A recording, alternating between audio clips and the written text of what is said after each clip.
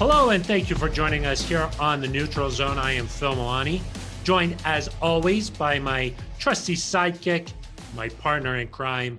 Really, the best way to describe this person is my everything. It's at Eric Dalala. Good to see you, Phil.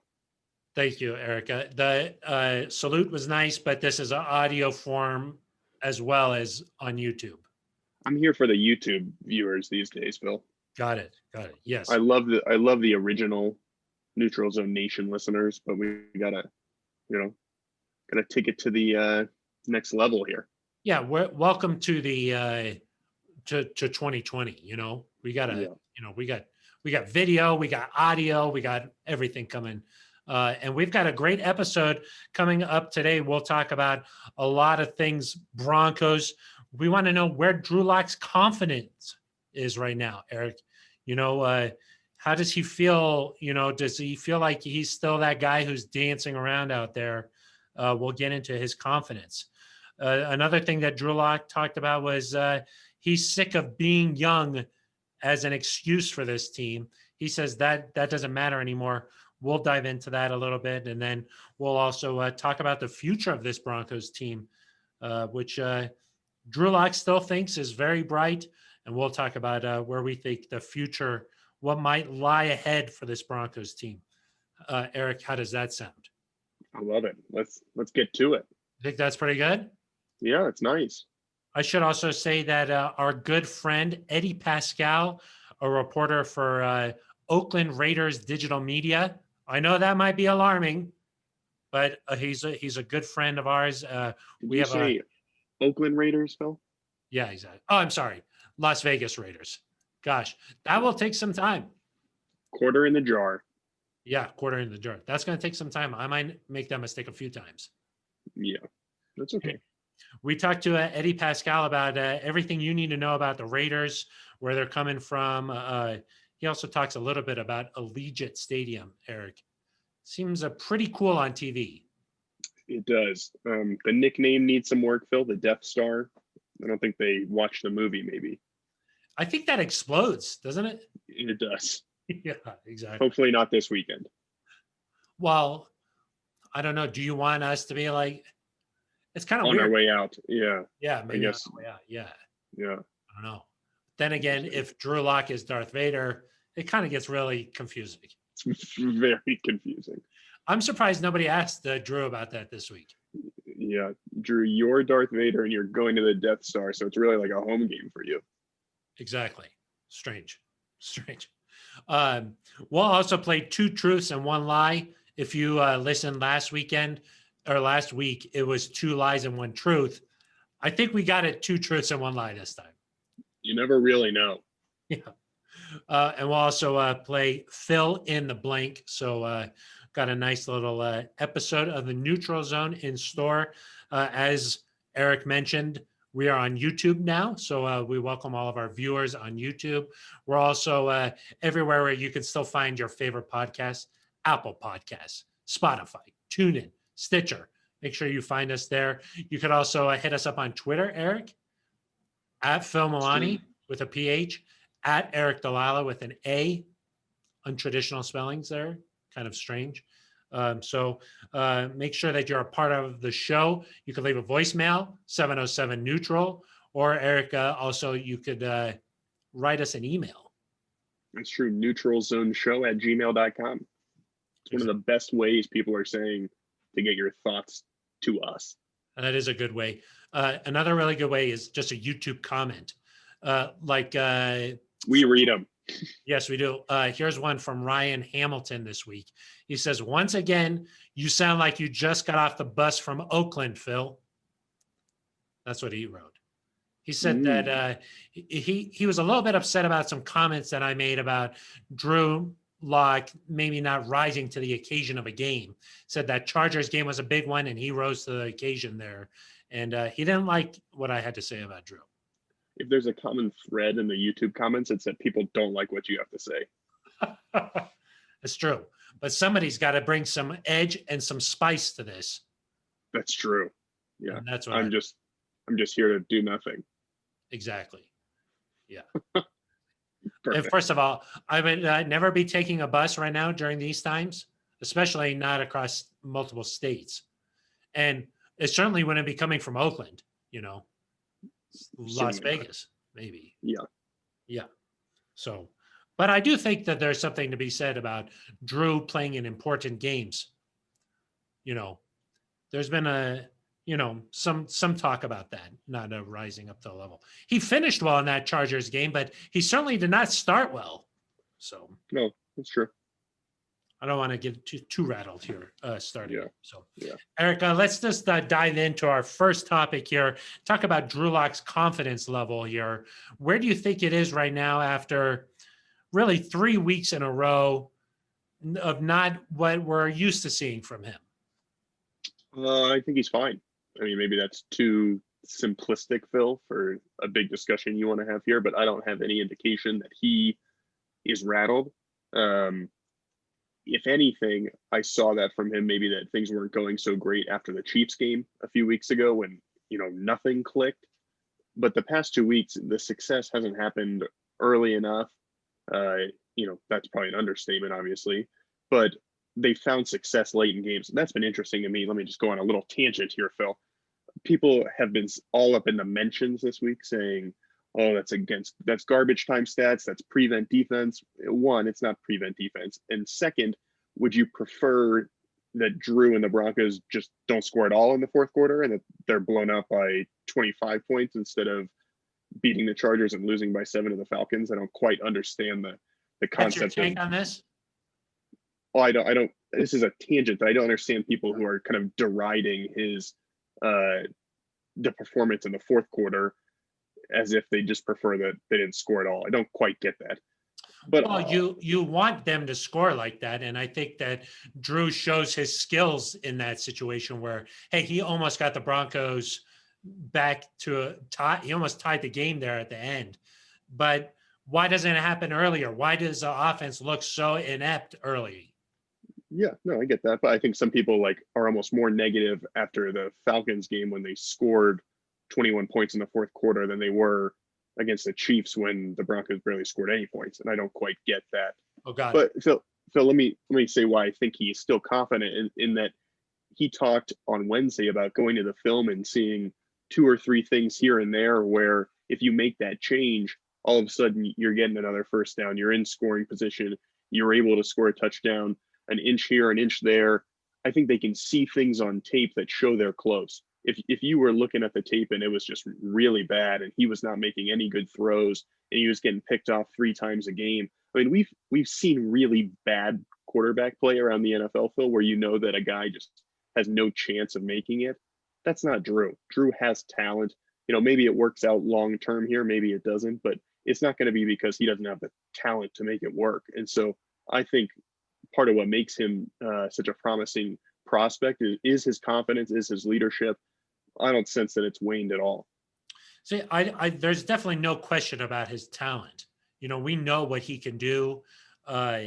We've seen it on display the last couple of weeks, but I will say, I think that nothing will humble you the way the NFL can. And when it happens a couple of weeks in a row, I think there could be some sense of, just, I don't want to maybe say rattled, but maybe you just questioning things that you're doing. Maybe you start overthinking things. Maybe you're questioning your abilities just a little bit, being like, gosh, why am I? This used to be much easier for me. Why am I struggling with this now? Or what's going on? Why is it not clicking the way that I'm used to things happening? And I think that happens after a couple of weeks. And the reason why I also brought this up on this episode, Eric, was because one, it did really seem like the booing from that Chargers game really did get to him. It made him upset that the fans were booing. And he's brought that up multiple times here where he's talking about, don't give up on us. Don't do this. Don't do that. And then even on Wednesday, he was asked about Albert O being out for the season. And he said, I'm sad about that on a human level. And he said, believe it or not, we're humans. We're not just NFL players. And in my mind, I was like, gosh, that's a little bit of a sensitivity there that I wasn't expecting. And being the R that I am, Eric, I'm very observant. And when something happens where I'm like, oh, that was like a little bit of a different response than I would have expected, I make a note of that. And then I talk about it here on the neutral zone. So I don't want to read too much into all these things, but it is a couple of weeks here where he's brought up some stuff that's been a little bit shows signs of like him like thinking about this stuff is what I'm saying. You think he's a little too emotional? Not emotional. No. I love his emotion. I love when he plays fired up and when he he brings that energy and that. I love that. I'm just saying. Human bad. He seems to be thinking about these things. Yeah. Ryan Hamilton, I'm just proving his point here that I don't seem like I'm a human. Human bad. Football player, very good. Throw more touchdown, please. Love Phil. That's what we're looking at here. Yeah, exactly. I'm just saying it's obvious that he's been thinking about these things where he's like, we're football players, and we're human beings though too. Like he's thought about that. Otherwise he wouldn't have said it. Or like the booze, instead of being like, oh, I didn't even pay attention to that. Like I'm just out here to do my job. He's paid attention to those things. And that's all I'm saying is that he's at least thought about those things. Yeah, Drew has realized that he's human. He's too self-aware now. He's awake inside of the matrix. Phil, how do you feel about the fact that he acknowledged that he had a birthday? Was that too human for you? What? You don't like that either? Creation date. You're like, when were you programmed? Yeah, exactly. That's what I want. That's not what I'm saying, but I am saying though that he's thought about these things and some of this stuff has upset him. Well, yeah, I disagree with me. Listen, I think that things went so well at the end of last year, in part because the Broncos struggled at the beginning of the year. People were desperate to see Drew Lock play. He won 4 out of 5 games, even though if you evaluate it purely on a play perspective, it wasn't anything spectacular except for the game against the Texans. Obviously, there was hope he could grow from that. I think he's a better player now than he was at that time last year. But it's tougher, it was never, being an NFL player is never a linear, easy progression. Even a guy like Justin Herbert or Joe Burrow who are playing well, they're losing. And guys like that too, I would expect at some point Justin Herbert is going to see some sort of struggle. Lamar Jackson is not playing as well this year. And I think I was saying earlier Wednesday that teams are calling out their plays and know what's coming. I mean, adversity is part of it. And, Drew is dealing with some of that right now. But I do think what Vic Fangio said on Wednesday was important, that he likes how Drew's handling that. And he thinks he'll only get better at it with time. Phil, with me, with Drew's emotion, I just think, he has some of that passion, which you really like. But I also want to see some of the patient maturity that an older quarterback like a Drew Brees, a Peyton and Aaron Rodgers, those guys have it where they kind of have this perspective where they know one bad game doesn't mean your season is off the tracks. Or if you have a new offensive coordinator and you don't have the benefit of an off-season program or preseason games, it's going to take a little bit longer. And I think Drew is starting to have some of that perspective where he said toward the end, like, hey, we're on the right track here, but we need to have urgency as well. And they're just balancing that, urgency versus patience. I agree. I think you just hope that the way he's played at the end of these games will carry over into the start of the next game and say, look, I'm confident. I know what I can do. I know what I'm capable of. Let's have that carry over into the start of the next game. Because I do think that he shows like, hey, I could be this top quarterback in the NFL. I can do these things. And I believe that eventually he'll get there. But if you look at some of the things here the last several weeks, and, there are some concerns there. That's all I'm saying is that, at the end of that Patriots game, he threw those 2 interceptions. And luckily the Broncos were able to hold on and win that game. But, you think about that. You think about what happened against Kansas City, where they just weren't able to do much. You think about the first 3 quarters against the Chargers. You think back to the last 3 quarters or the first 3 quarters last week against the Falcons. there's some things there where it doesn't seem like there's significant improvement from week to week, even though you see these quarters where he just goes crazy and he's able to sling it around and he's really making plays where you're like, wow, this is the guy that he can become. You just want to see that consistency, I think. Right, of course. And that comes with time. And I think the worst thing you can do is just say that based on those 3 quarters, he's not the guy. And Phil, I know you're not saying that, but there are certainly people who are ready to move on already. And to me, regardless of what happens in those first 3 quarters, regardless of what happened against the Chiefs, he is the best player to play quarterback for the Broncos since Peyton Manning left. And I don't think that's really, debatable at all. And so for him to show that in his first 10 career games, I think should buy him some more time to see, can you figure it out? And it might not happen this week against the Las Vegas Raiders. It might not happen 3 weeks from now, but you hope you start to see progression so that you know what you're doing going into next year.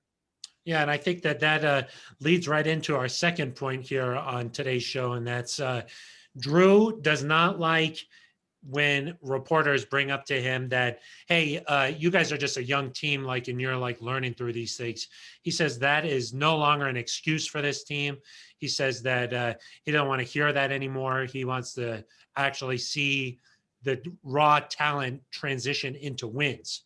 And I'm wondering what you think about that, Eric. I think that's the right attitude to have if you're Drew. I don't think you can come out and say, yeah, we're young, who cares if we're not winning, because that's not the way to get the faith of your teammates or the organization or the fan base, to be quite frank. But I also, at the same time, I do think it's an excuse that maybe Drew doesn't want to make, but I'll make it. I mean, he has played 10 games. Jerry Jeudy has played, 8 or 9 now? 8 games. Noah Fant has played a season and a half. Cortland Sutton, who was considered their best offensive player, came into this year still only having played 2 seasons. And you look at some of the old vets on the roster, Phil, on the offensive side of the ball, and it's Garrett Bowles, who's in his 5th season. It's Graham Glasgow, who's in his 5th season. I mean, these are not guys that have been around forever. And so, Garrett Bowles' 4th season. And so, to me, there is some degree of that. Like, look how much better Jerry Jeudy was this week than he was in week 1. Look how much better KJ Hamler was this week than he was. Look how much better Noah Fant was than he was as a rookie. I mean, the progression is happening, and maybe it's not happening all at once or where it's coordinated so that you're winning game after game after game. But I think a lack of consistency just kind of happens when you're that age, when you're inexperienced. But this core has so much potential. And, I think about the Raiders this week, Phil. You've got Henry Ruggs, you've got Darren Waller, Josh Jacobs. You think of that group and you're like, wow, that kind of scares you over the course of the next decade. Or you think about Tyreek Hill and Travis Kelce and Patrick Mahomes. Obviously, the Broncos need to get the quarterback play, but there's no reason that Noah Fant and Phillip Lindsay and Jerry Jeudy and Cortland Sutton, that they can't be looked at the same way by opponents. So, yeah, I'll use the excuse of them being young, even if they don't want to use it for themselves. Yeah, I mean, they're definitely really young. I mean, there's nobody really on that offensive side of the ball that's really in their prime. Do you know what I mean? Maybe you could argue that like a guy like Melvin Gordon is like getting into his prime now, heading into his 6th season. But Eric, I do think that this team is still on the rise, still, improving. And I do think that it really all starts with Drew and his improvement. And, there's certain mistakes that happen here or there where you can really look at and say, that is a young team, if there was a little bit of more experience there. And Drew even said this, when he talked on Wednesday, he said, we looked at some things on the tape and saw some things that, we missed that could have kept us on the field, or understanding game situations and that kind of stuff. I think that, when you're a vet, you understand those things and you're able to make adjustments a little bit better. And you're just a more hardened team, and this team, I would say, is not hardened, when you've got a team full of vets, little things and things like that just really bounce off. They don't really linger. They don't carry over. They don't, a loss doesn't create a huge hoopla. You just kind of move on. the Broncos definitely aren't in that position. And I think it is because they're young. I think there's aspects that even if you don't go to the playoffs this season, that you can carry forward. Like, look at the last, and I asked Vic Fangio and Drew about this on Wednesday. The last 2 games, you've had really invaluable experience running late game 2-minute offense. Against the Chargers, it worked. Against the Falcons, it did not. And I think you can learn things from both experiences. You know, you can learn from the Chargers game. Hey, you catch a short pass, you got to get out of bounds. Or if you're Lloyd Cushenberry, you pick the ball up and you sprint it back toward the middle of the field. If you're Tim Patrick against Atlanta and the 2-minute warning is about to get there, you got to get out of bounds. I mean, those are things that are invaluable for a young team. And hopefully they can rely on some of that experience that you only really get, Phil, by doing it. And hopefully when you're in these games, whether it's later this year or next year or whenever, that means something for the playoff standings, that, you know, you can rely on some of that. And I think just with youth comes some of these mistakes, the lack of consistency. You look at Jerry Jeudy having a great game against the Falcons, but dropping a pass on the final drive that probably puts you in, you know, at least range to throw a Hail Mary. You look at Drew Lock, there was one play where Jerry Jeudy ran a flag route, he's wide open. And if Drew just stands in the pocket and takes a hit, he's going to complete that pass for 40 yards. And instead he scrambles out and isn't able to make the throw. Those are things I think you learn with time, by watching film, by still getting used to the speed. I mean, there's no way he's not still getting used to the speed of the NFL game in some way. So Phil, if we're having the same conversation at this time next year, maybe I'm a little more concerned, you know, if Jerry Jeudy is still having problems holding onto the ball, or, you know, there's issues with Drew, then maybe we're having a different conversation. But right now I'm not worried about it. Yeah. And, you know, I think one thing that was striking to me was Drew, I think it was last week, talking about Jerry Judy's growth. And he was like, Jerry's just sort of on an island by himself because his mentor, the guy he was supposed to look up to, the guy he was supposed to learn how to get ready for a game week, how to just model himself after in Cortland Sutton, is gone, you know, and he's not out there. And the way he talked about it really highlights how important that is, to have a guy who you can really look up to and be like, hey, I'm struggling with this. How do I do this? Hey, I'm struggling with that. How do I do that? And it's a little different when it comes from a teammate versus when it comes from a coach, you know. And even Drew, I think, maybe has times where last year he was learning some of those things from Joe Flacco, but now that he's the guy, you don't really have that person and just be like, hey, how do I handle myself in this situation? Or like, what am I supposed to do here? The only guy I can really think of on the offensive side that's like that is DeMar Dotson, who's been in the league, I think, for like 12 years now, you know. So that's the only guy who's really been through it all on the offensive side of the ball.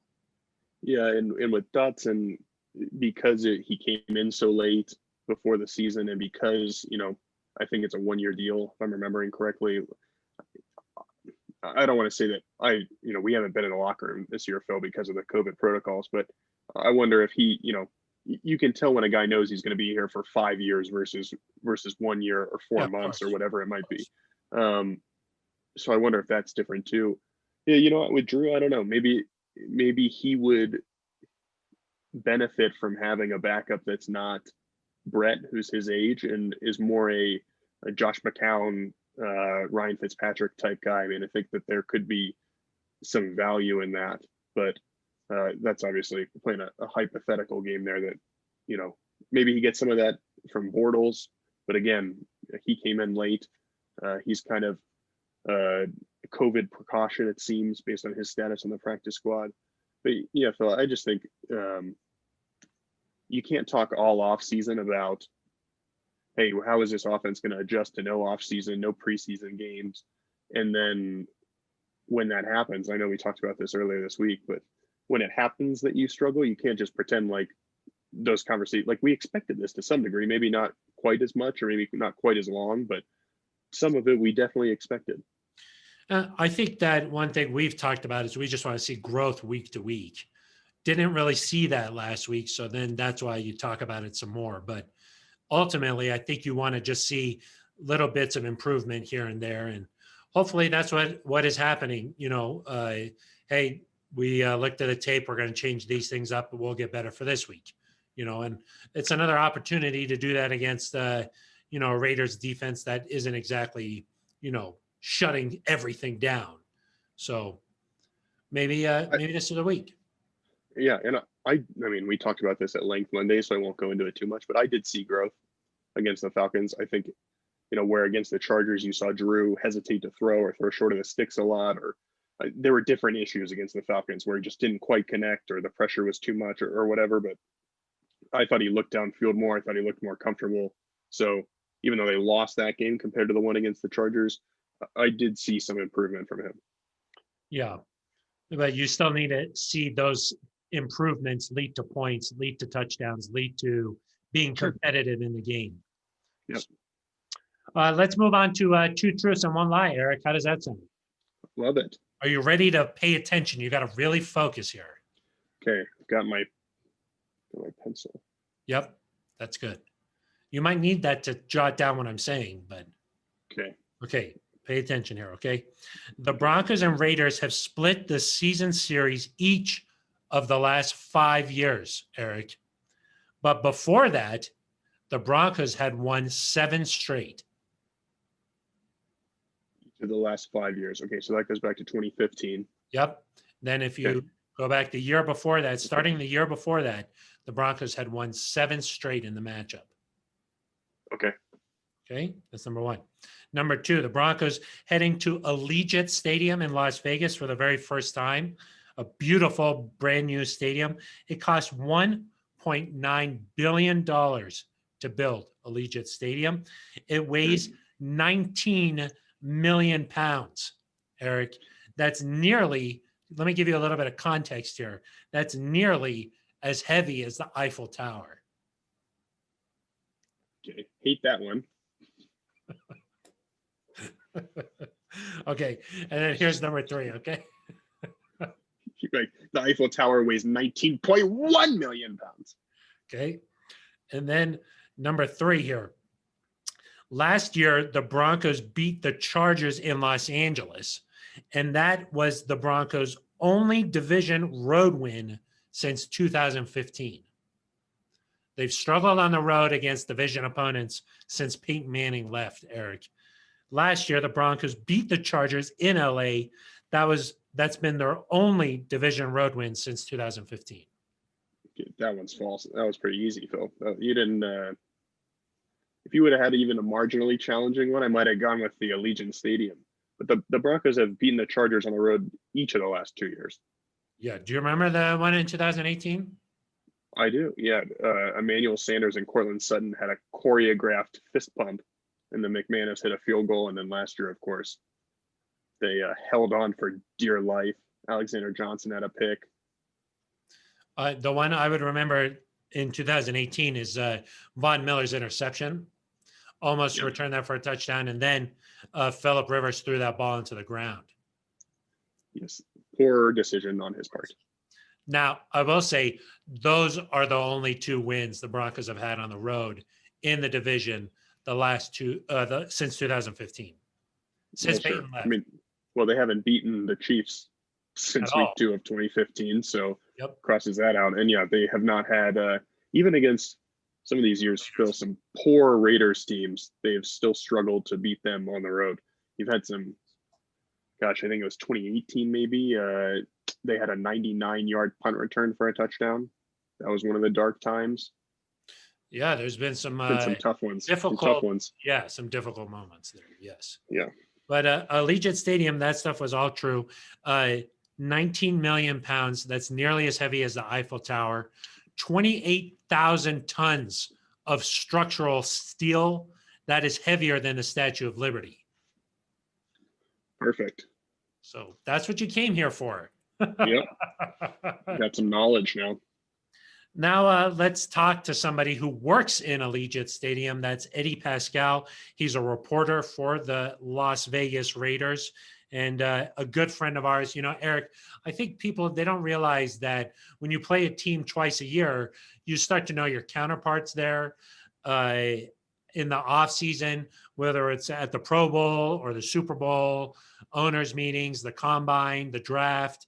you get to know these people around the league. And Eddie is one of the best in the league. We got a chance to talk to him a little bit about this matchup. Eddie, thanks for taking some time to chat with us here on the Neutral Zone. We've been wanting to get this together for quite some time now. So I'm happy that we can finally get together. Oh my God, you guys know. And listen, on the field, there's no love lost. Listen, Drew Lock and Cleveland Farrell and Max Crosby, they're going to duel it out. But you and I, me, you and Eric, we can hang out. We can break bread in normal times. You guys would be out here in Vegas. We'd be going to the Strip, having a respectable number of adult beverages and enjoying each other's company. But I'm glad that we were able to do this, even though, albeit in the virtual setting.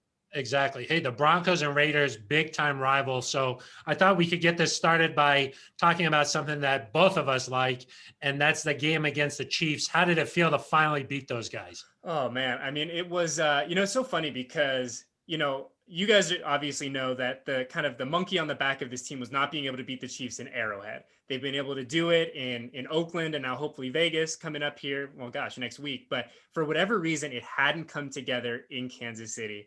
And having it come together the way that it did, having Derek play the way that he did, it was awesome, man. It was an incredible day. I know he'll never admit it, but I feel like that one meant a little bit more to DC than he's going to let on. But I mean, it was huge. It was obviously it was a kind of measuring stick game, kind of seeing where you're at, kind of seeing where you stack up with the big dogs. Because let's be honest, you guys know as well as I do that they are the cream of the crop of the NFL. They are the best of the best. They're the defending champions for a reason. And it was a really, really good Sunday. But I'll go into full coach speak mode now. I'll channel Gruden. And I was like, it's 1 week. It was a great week, but 1 week does not make a season, as you guys know.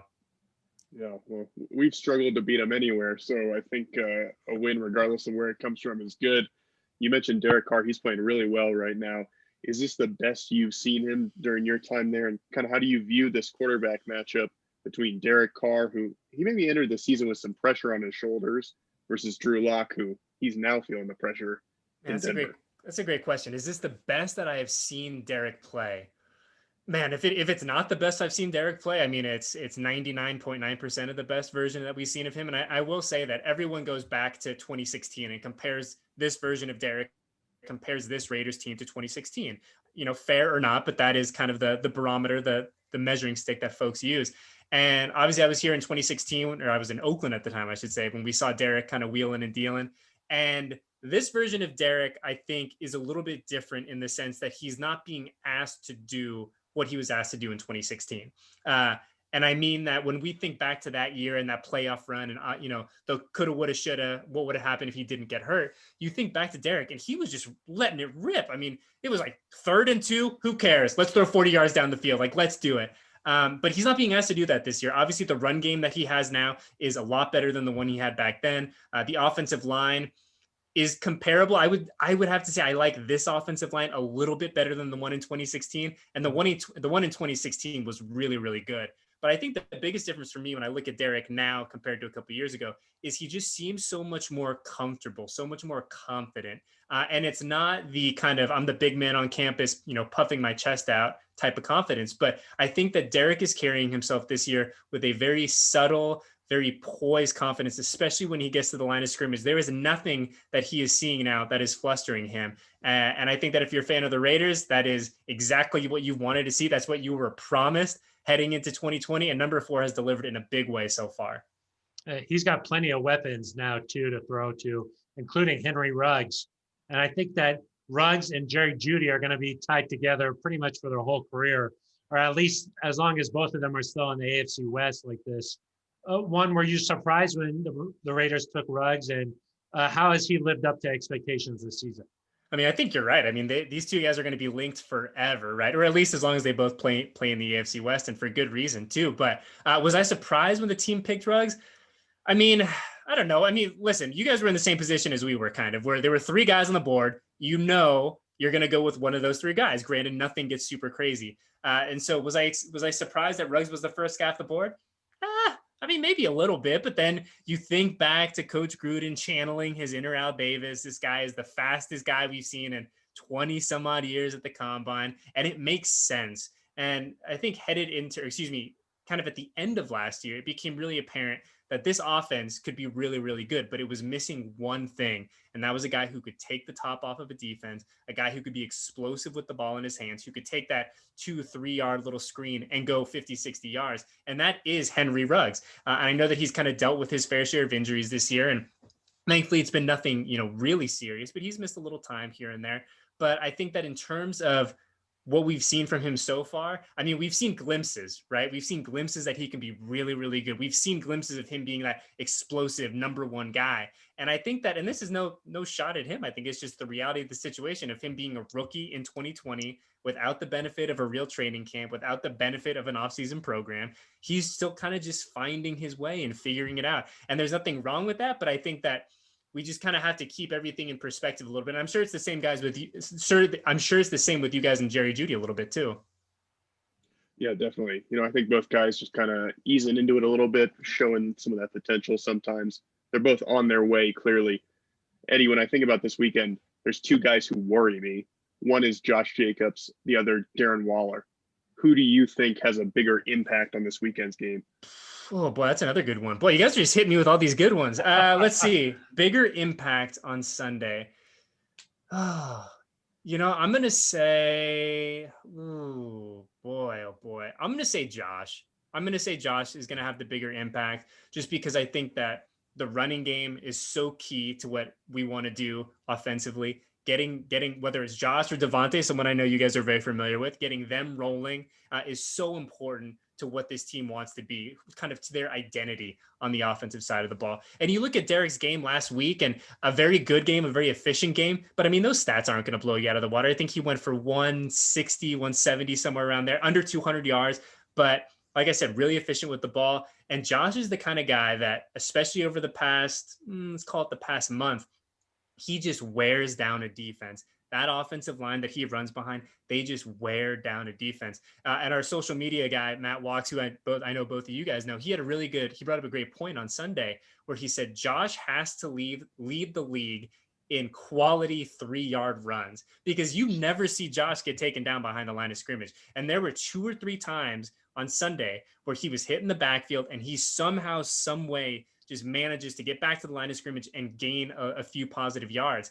And he's just been so good. And I know that the numbers don't necessarily kind of tell a glowing story for Josh this year, but make no mistake about it, he is playing a really good brand of football. And he is the kind of guy who, like I said, who could just wear on a defense. And I think, and I know you guys won't like to hear this, I think it's just a matter of time before he pops a big one and has one of those huge kind of 2 touchdown, 155, 160 yard games.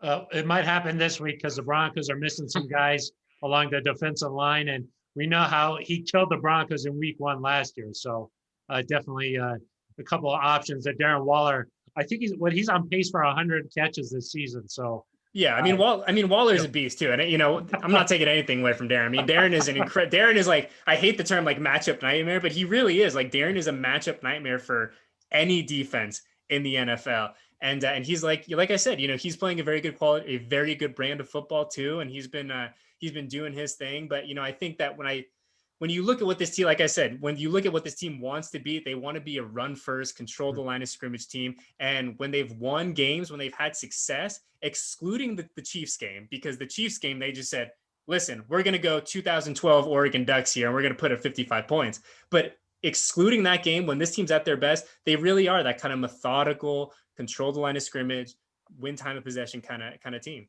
You mentioned the Ducks there.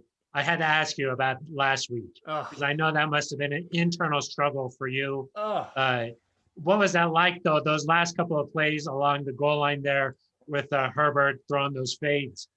Man, I mean, so I tweeted about it every week where I'm so torn because like I'm a loud and proud Oregon Duck, and I'm a big Justin Herbert guy. And I'll be honest, I didn't think that he was going to be this good this early in the NFL. Like, I'd be lying to you if I said I thought he was going to come in here and be on the short list for Rookie of the Year. I didn't think it was going to happen. But it is really funny though, because we're all living in this COVID kind of crazy world now, right? And so we, for the road games, set up shop at Allegiant Stadium. So it's our little digital group, and we sit in the press box, and we're all socially distant and everything. And it's a really nice little kind of place for us to be together and watch the game. But we were recording our post-game show, and we had Beth Mowens on the post-game show, and she had to record a little bit earlier than we typically do. So I left Allegiant at halftime. So I watched the final, 2 quarters, whatever, at home. And my TV, I discovered, is on about a 30-second delay. And so, especially for those last 2 plays, I'm like, what's going on? What's going on? But it was, man, I mean, you have to feel for the Chargers a little bit. I know that you and I both, or all three of us, have friends that work for the Chargers, and God, they just keep finding different ways to lose games. And I can't imagine how heartbreaking that is to week after week after week. It's tough. Good for us, Yeah. We enjoy it, but tough for them, certainly. It is good Eddie, fodder for banter. I will say that, it is. It is. Eddie, you guys had a winning record near the halfway point last season. Obviously, things kind of went south toward the end. What's the key maybe for that not to happen this year? Maybe what's the sign in your eyes that this is a Raiders team that, one, could compete for the playoffs, and two, would be a good opponent for the Broncos to knock off to show that they're in that race as well? Well, I mean, I think that for the Broncos, you kind of just switch it around to your guys' perspective, coming into Allegiant. I mean, you guys know how hard it is to win road games in the NFL. I don't care if you're the creme de la creme of the NFL and you're playing against some team that's having a really hard time. It's hard to win road games in the NFL. So if the Broncos can find a way to knock off the silver and black, which fingers crossed they don't, sorry fellas, but if they do, I mean, that's a quality win. That's a quality win. No matter how you slice it, that's a quality win. But in terms of the Raiders this year, heading into the second part of 2020, I mean, like you said, there were glimpses of it last year. And I think that obviously the latter part of the season did not go to plan in many respects. So I think that the key thing into making sure that doesn't happen this year is, one, it's staying healthy. It's getting some bodies back. I mean, it's incredible that, I'm going to sound like a broken record, but the Raiders offensive line has played together. The starting offensive line has played 3 snaps together this year. 3 snaps, not 3 quarters, not 3 series, not 3 games, 3 snaps.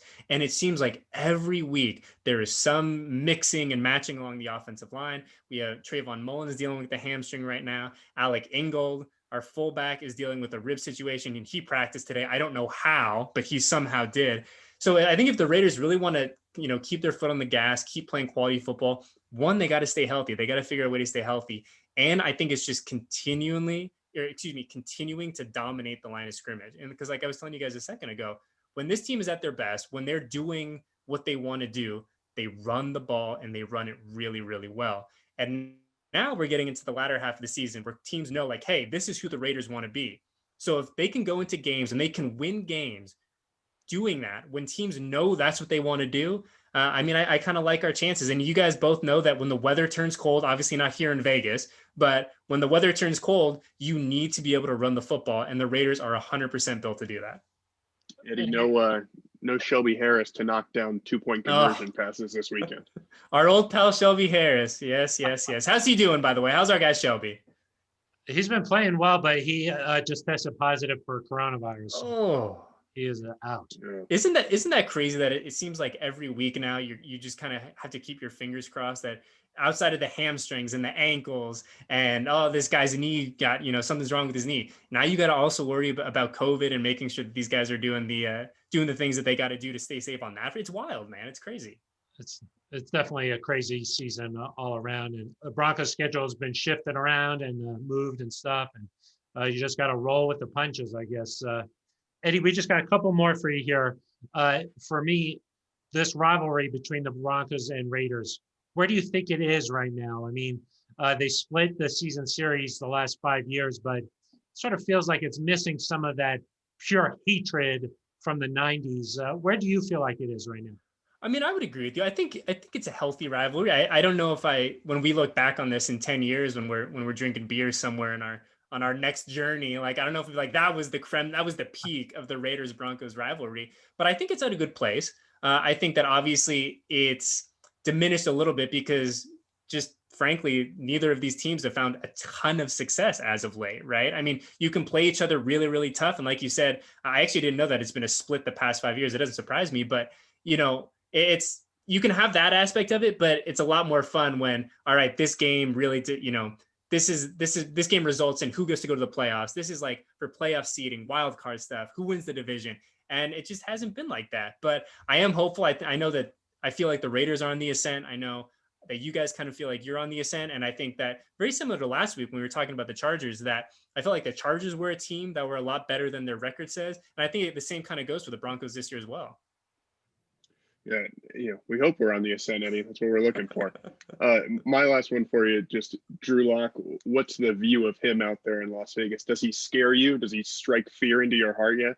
Oh, are you guys trying to you're going to get me in trouble because my guy Kyle famously, we should have brought Kyle on. So Kyle famously, was it last year or 2 years ago? I think it was this offseason. Was it this offseason?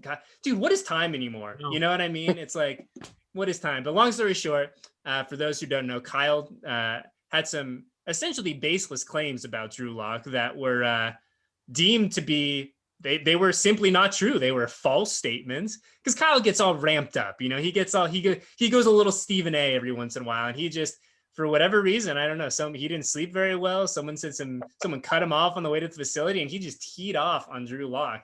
And it's become kind of a bit for us. And I know you guys have had some fun with it too, but in terms of Drew as a quarterback, I mean, I think that when we're looking at him, and obviously I'm no X's and O's master or anything like that, but I think from where I'm sitting and just watching him play and watching the league, I mean, he seems like a guy who can do almost anything that's asked of him. It's just the consistency part of it, right? I mean, that's at least, like I said, from my perspective, that's what it is. I mean, I like the fact that he can be active, he can get out, he can move with his feet, he can get out of the pocket. Obviously, there's probably not a throw in the NFL football field that he can't make. I think at this point, it's probably just seeing him do it a little more consistently, being a week in, week out kind of guy. And obviously, he was hurt this year, and it's really hard to, it's really hard to help your team if you're sitting on the sidelines. He likes to wait till the fourth quarter to start playing, so maybe. Yeah. He likes the drama, man. You can't fault him for that. Exactly. Eddie, thanks so much for taking some time to chat with us. Hey, what's that stadium like out there? Oh man, it's really cool. I'm gonna sound like a company man, but it really is an incredible stadium. I think that when I've told all my buddies, because they have the same questions you guys do. Oh, stadium like, what's the stadium like? I think the way that I describe it is I always say it just feels very Raiders. You know what I mean? It feels like a place where the Las Vegas Raiders should play. It's not like a Jerry World or something like that in Dallas, where it's this huge kind of behemoth of a stadium. But I think the one thing that I've been really impressed by, and obviously there's so many areas of the stadium that we just don't have access to now for obvious reasons. But in our very limited, essentially walking in, going to the press box and coming back down, there's so many small little details that are just really, really cool, that obviously you could tell a lot of people spent a lot of time thinking about and going over with like a fine-tooth comb. And it's a really, really cool stadium. And you guys will appreciate that the press box is really nice. You have a good view of the field. You're not kind of at an insane angle like you are in Kansas City or anything like that. It's a good place to watch a game. And man, like I hope you guys are out here sooner than later. I hope that we're all on the strip hanging out and enjoying the desert sooner than later. Cause it's obviously, we're really lucky that we get to go to the games, and it's a lot of fun, but it's just different. I mean, you guys know that as much as I do. It's different, and we're obviously very fortunate to still be doing what we're doing, but it's just not as fun. We miss everyone. So, hey, as long as the food's good, Phil's happy. The food is good. Now, that's another thing though, because obviously with all of the COVID stuff, the food situations are a lot different than they were in normal times. But I will say that when we go for the road games, the breakfast spread that we get is very nice. Very nice. I would say a 10 out of 10 breakfast spread. And I'm a big fan of like a healthy option. Like I'm not like a health nut or anything, but like they have a lot of fruit, like a lot of dried fruit and trail mix and things like that, which I appreciate as I kind of switch between that and the Skittles and the Reese's and all that kind of stuff. Exactly. That we got different kind of priorities as reporters when we go to a game. So view, food, all those things are super important. Yes. And like I said, they were all very, like, you could tell that they were really thought through. People, really considered the folks like us who are going to be sitting in those seats and how you kind of take in the game and how it looks from your vantage point and all that. So like I said, it's a really, can I say badass? It's a really badass stadium. You guys are going to love it. And like I said, man, hopefully we're seeing you out here sooner than later. It looks badass on TV. So I can't wait to get out there. Thought we were going to get out there for the draft. Thought we were going to get out there for a game, but we'll wait till next year when it's safe, and we're looking forward to it. So Eddie, thanks so much for your time, man. Appreciate it. Awesome. Anything for you guys. You know that. Our thanks to Eddie Paskal for taking some time to chat there. Definitely hope that we get a chance to catch up with him a little bit later, maybe next season when things are back to normal. Hopefully back to normal. Knock on wood, Eric. But gonna miss going out to Las Vegas this year. Yeah, tough to not go on some of these trips, Phil, but we understand the reason. Exactly. Better to be safe. That's the most important thing. What do you think about what he said there, Eric? He says, I thought your question about what indications does he see that, hey, the Raiders are going to be able to continue this type of play in the second half of the year? I just think they're more talented. I mean, he touched on that a little bit, but when you've got your quarterback playing at a high level, you've got a guy like Henry Ruggs, Darren Waller's in his second year, Josh Jacobs is in his second year. I mean, that helps you be better overall. And they added some good linebackers in free agency. Nick Kwiatkowski, I believe is how you say it. Excuse me? Kwiatkowski. I think that's, yeah. He was a guy that we had on our free agent target list, you and I, Phil. Would have been a nice addition to that group. So, they're just more talented than they were a year ago. You can see kind of the tough-nosed John Gruden approach. And then, quite frankly, they've just won some of these close games that the Broncos have not at times. And hard to complain too much when you come back from 21 down. But certainly over the last couple of years, the Broncos have lost some of these. The Raiders this year have won them. And we'll see. I mean, I think Eddie mentioned this would be a really good win for the Broncos, not just because it gets you back to 4-5, but because I think this is against a team that is a real playoff contender. Yeah, and you see Derek Carr, he's Eddie talked about Josh Jacobs, they want to run the ball and they want that to be their identity. But, Derek Carr, he's been known to have super high completion percentage, and he's able to move the ball down the field, dominate time of possession.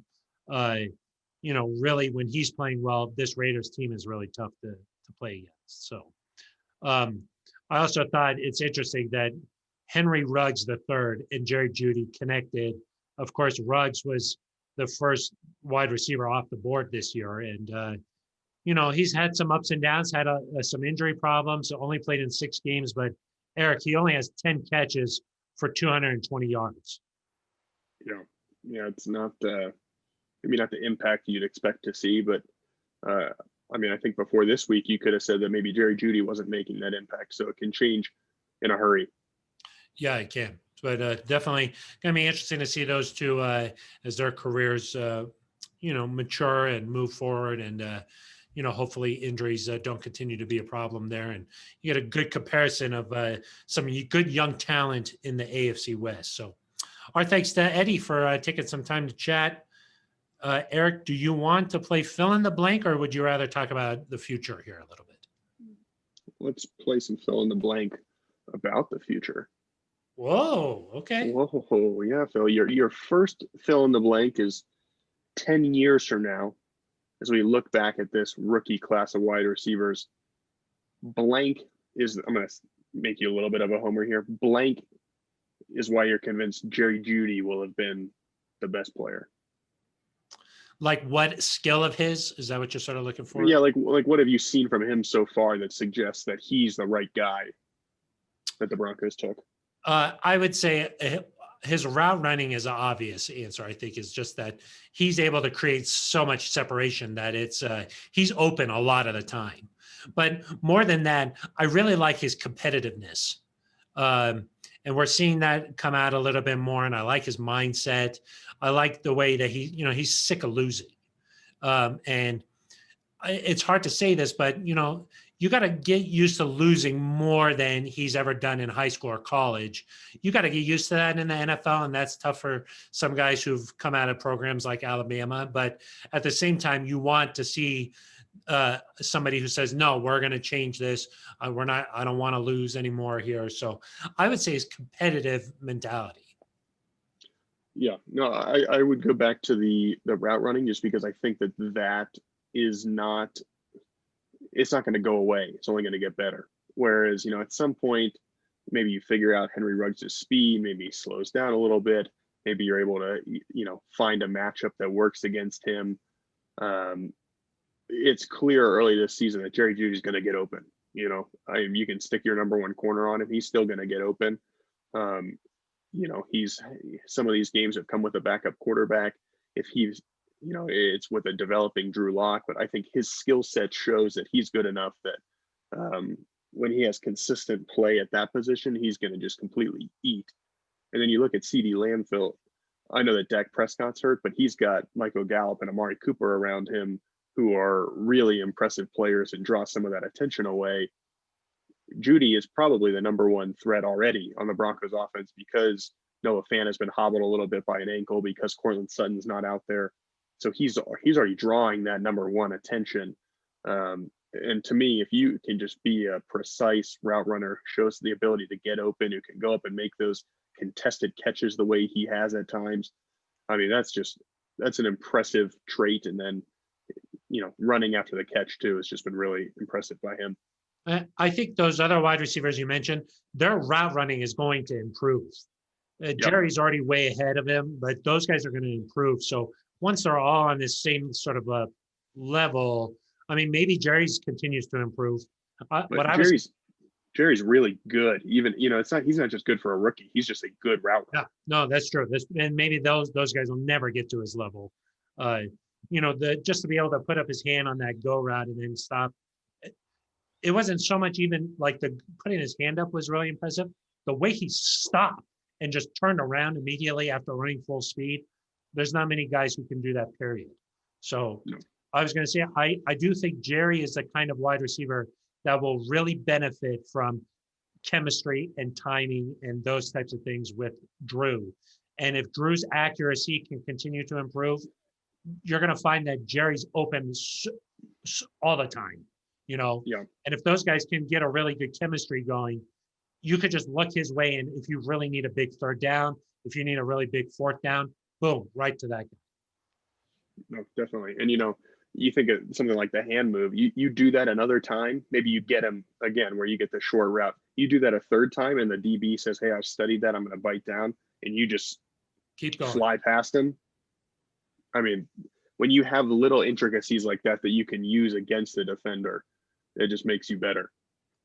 Phil, just one more, only two fill in the blanks this week, but wow. Blank. We asked Eddie about how he feels about Drew Lock, how Las Vegas feels about Drew Lock. Blank is how you feel about Derek Carr, and would you be okay if Drew Lock became Derek Carr? Put me on the spot a little bit here. That was almost like two fill in the blanks in one. So then that's what technically it's three, but it's really just two. You know, it's kind of a there's a comma in there somewhere. Yeah. Yeah, exactly. Yeah. I think those two are really different types of players. I think Derek Carr can lead a good team around him and win a Super Bowl. I think that he possesses that skill. I think he's got a lot of really good leadership skills. You saw him on Hard Knocks last year where, you know, you sort of see how he's able to work well with John Gruden. And I think that, you know, he's that guy who's been in the league now for a while, and he's going to win a lot of games just based off of the skill set he has. And then if he's got a good team around him, they could really go really far. We saw that in 2016, you know, when he was playing well and he had a really good team around him. That was a really good Raiders team. So, but Drew does not strike me as that kind of a player where Drew is more of a gunslinger than Derek Carr is. So I don't think that they'll ever be sort of the same type of player.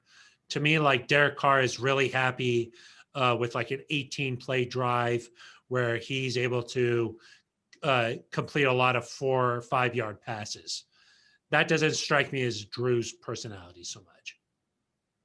Yeah, no, I agree. I meant more like in terms of the caliber, but I think that your point makes sense. That Drew has, I think, more of a likelihood to be boom or bust, where he's either going to be really good because of his, you know, kind of penchant for taking down the field shots, or he's going to throw, you know, like you would never say that like Brett Favre is similar to like I'm trying to think of just like an Andy Dalton or something like that, you know, different. Yeah.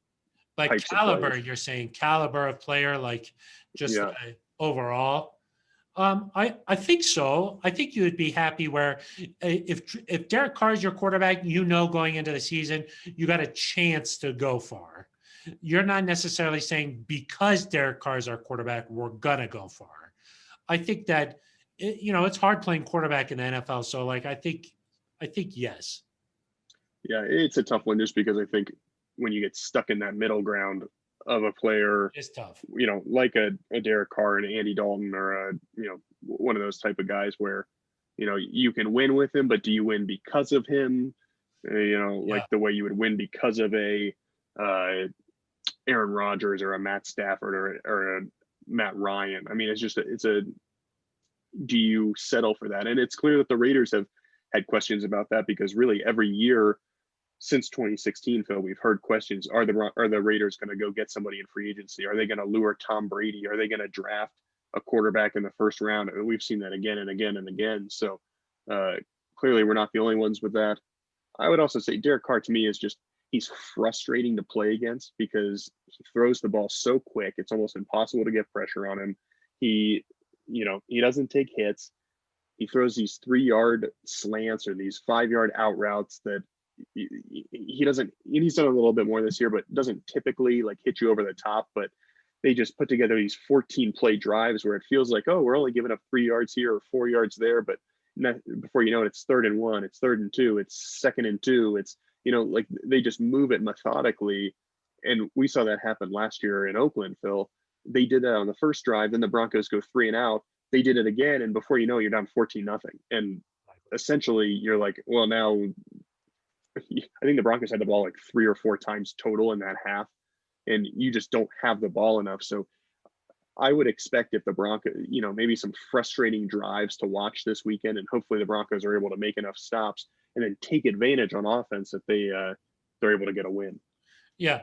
And like you were saying, I think like there was so much talk about the Raiders being interested in Kyler Murray last year. I mean, that seemed like that was a real thing.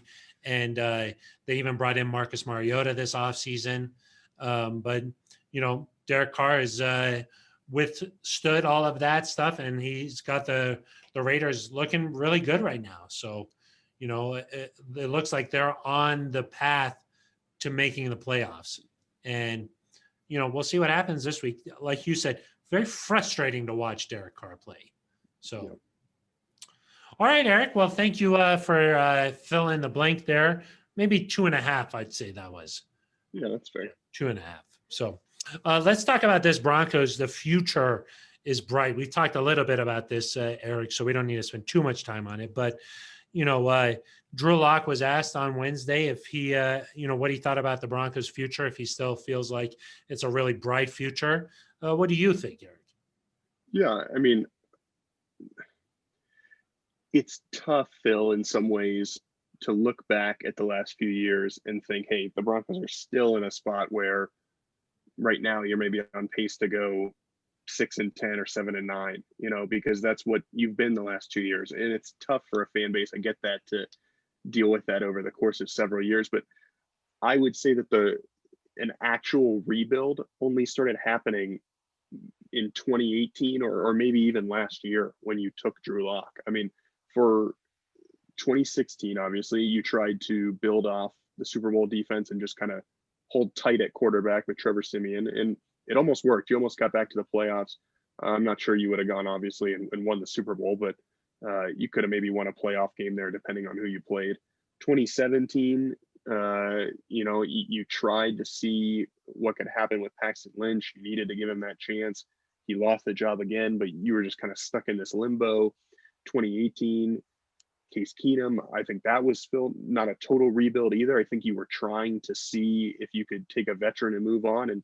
And so you've built these pieces over the last couple of years, but you're still kind of seeing some of that take place and take form and develop. And because the 2017 draft class didn't work out, and because the 2016 draft class is all gone with the exception of Justin Simmons, you're really building up these pieces from 18, 19, 20.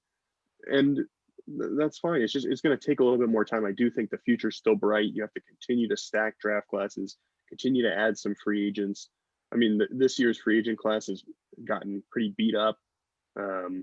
You finally, I think, are seeing some great play from Bryce Callahan Obviously, Kareem has played well. Jawan James from a year ago hasn't paid off. But yeah, I think the future is still bright. You're trending in the right direction just from being more competitive. And I think you just got to stay the course. I mean, I know there's people, Phil, that want to say if you go 6-10 or 5-11, fire the offensive coordinator, fire the head coach, get a new quarterback. You say this all the time. You've got to have some level of consistency in the NFL to be successful. And I think you just have to let it play its course. I agree. I think that the future of the team will know a lot more after the next 8 games. Because I will say, heading into this season, I thought 2 things. I thought that the Broncos would finish around 8-8, 9-7. That's where I thought that they would be. And they still have a chance to get to around that. I still think they got a chance to get around that. And if they do, then I think that you're really happy moving into the offseason. If they can, after going 3-5 to start the season, if they're able to, pick up some wins here and finish 500, I think you're going to feel pretty good heading into the offseason. The other thing I thought this offense was going to be a lot better. We haven't really seen that. Obviously, Cortland Sutton, losing him is a big loss. But I did think that maybe we would see some, and I think that the Broncos, the players themselves thought that too. Dalton Reisner talked about being a Pro Bowler. He wasn't happy being just an all rookie. We haven't really seen him take that step. We've seen Noah Fant say, hey, I want to be considered among the guys like Travis Kelce, George Kittle, heck, even Darren Waller now. We've seen that in spurts, but not nearly as consistent as you need to see to be considered among those guys. Cortland Sutton was hurt, so he's been, he's just been gone. So we haven't really seen, we haven't seen anything from him. Although I did see him the other day, said his surgery went well, and happy to see him on the up and up and starting his rehab here. So wish Cortland Sutton the best. But I will say, I personally thought maybe Drew would be a little bit further along, especially after what we saw from those 5 games last year. I thought maybe he'd be a little bit further along than where we see now. So, and I think that that's expected. That's how that, I don't think that it's just a straight path to getting better and improving in the NFL. There's a lot, it's a roller coaster. It's not just a consistent improvement. So I did think the offense was going to be a little bit better. The team is about where I thought that it was going to be. And as far as moving into the future, I think we need a little bit more time to tell, like, hey, these guys are going to be legitimate stars in the NFL. But I do think that they've got a lot of young pieces. And if you're patient with them and you're able to just have some consistency, they'll get there. It's just, maybe it's not as happening quite as fast as I thought. Yeah, and we're kind of at a point where, say you're a Cincinnati Bengals fan, you can, I don't want to say live and die, but you're heavily invested in each game because you can lose. But if Joe Burrow throws 3 touchdown passes and 2 of them go to T. Higgins, you're like, man, that was a really encouraging result. If you're a Chiefs fan, you're going to live and die with every game because you want to go to the Super Bowl, and every game is critically important to having home field advantage and a first round bye. Yeah. If you're a Broncos fan right now, there's this sense almost that, like, obviously you care about the games, but you care about these games while also wanting to, like, have clarity about the overall state of the team. You're not the Bengals where you just want to see players develop, and you're not the Chiefs where you are invested in playoff standings at this moment, at least. You're a team where you want to know, is Drew Lock the quarterback of the future? You want to know, is Pat Shurmur's offense on the right track? And so it's tough for us in some ways, Phil, because we're here talking about the Raiders game and a game each week, when in reality, all anyone really wants to know is about long-term progress. And in some ways, we have to keep preaching the same thing, which is have patience. And that's difficult to do in an NFL season. And I get that you want to see progression on a week-to-week basis, but I do think the Broncos are in a little bit of a different boat because people want to know, like, what is the long-term outlook here, as opposed to, like, if I were to say, hey, Phil, do you want to know if you beat the Raiders this week, or do you want to know at the end of the season, is Drew Lock the franchise guy? You're obviously going to say the latter. Yeah, yes and no. I mean, I think that you thought maybe the Broncos could sneak into the playoffs this year. I mean, that is definitely the goal. I think that we know that Drew is definitely the long-term guy. I'm not, maybe you don't want to use the word franchise guy, but Drew is definitely the long-term guy here. We know that. But I'll say this, like say this week against the Raiders, say Drew goes out there and plays much better than he has the last couple of weeks. Say like the Broncos, it's tied 14-14 at halftime. And say at the end of the game, they lose, but it's like 35-31. Would you rather see that, or would you rather see them really struggle and somehow figure out a victory? That's where, to me, you're starting to get into a situation where you're like, I don't know. Like, I do want to see them win games. I do want to see them make the playoffs, but I also really need to see improvement. So, like, I would say the Broncos are right in between where you talk about with the Chiefs and what you talk about with the Bengals.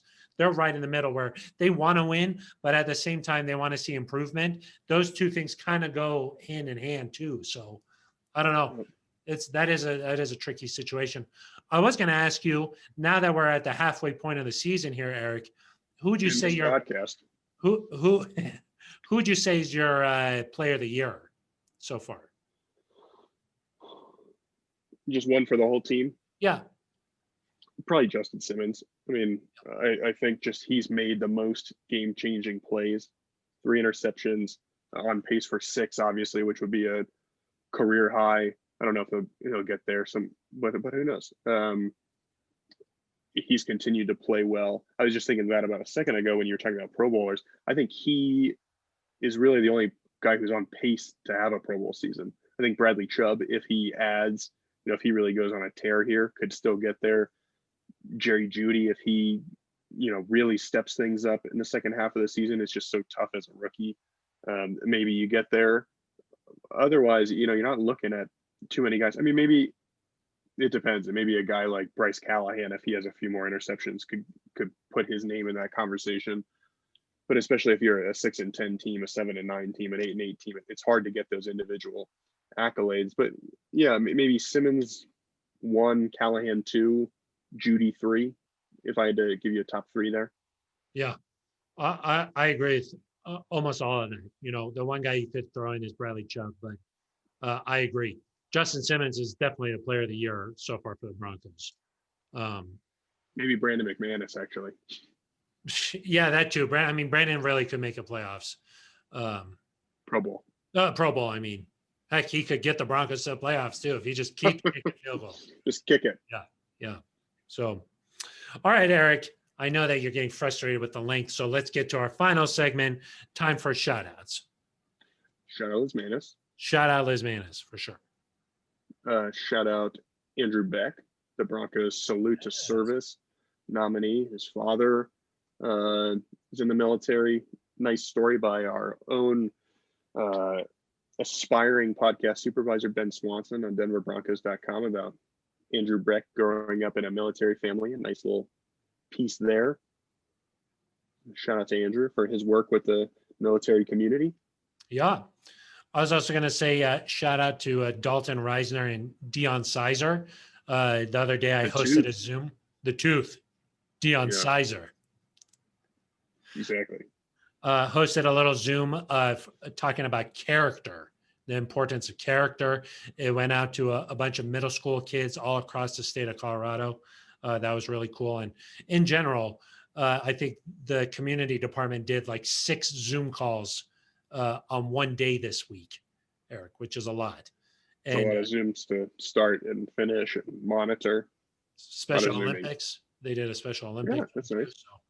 So, still making a difference in a different kind of way during this pandemic. So love it. Yeah. All right. Well, that's going to do it for us. We'll see what happens on Sunday when the Broncos head to Las Vegas. Hopefully you learned some stuff and were entertained mildly over the course of the last 3.5 hours. Hopefully you enjoyed it here, but please tip your servers on the way out. Exactly. 1 drink minimum here on this night. More for us, yeah.